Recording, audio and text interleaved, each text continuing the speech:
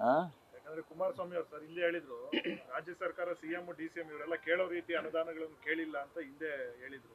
ಅಲ್ಲ, ಈಗ ಅವ್ರು ಅಲ್ಲೇ ಇದ್ದಾರಲ್ಲ, ಈಗ ಕೊಡಿಸ್ತಾರೆ ಅಂತ ವಿಶ್ವಾಸ ಇದೆ ನಮಗೆ. ಈಗ ಅವರು ಕ್ಯಾಬಿನೆಟಲ್ಲಿದ್ದಾರೆ, ಅವರೇನು ಸ್ಟೇಟ್ ಮಿನಿಸ್ಟ್ರು ಕೂಡ ಅಲ್ಲ, ಅವರು MOS ಅಲ್ಲ, ಕ್ಯಾಬಿನೆಟಲ್ಲೇ ಇದ್ದಾರೆ. ಹಾಗಾಗಿ ಹೆಚ್ಚು ಅನುದಾನ ಕರ್ನಾಟಕಕ್ಕೆ ಕೊಡಿಸ್ತಾರೆ ಎನ್ನುವಂಥ ವಿಶ್ವಾಸ ನಮಗೆಲ್ಲ ಇದೆ. ಮುಖ್ಯಮಂತ್ರಿಗಳಾಗಿದ್ದಂಥವರು, ರಾಜ್ಯದ ಸಮಸ್ಯೆಗಳನ್ನು ಅರ್ಥಕೊಂಡಿರೋ ಅಂಥವ್ರು.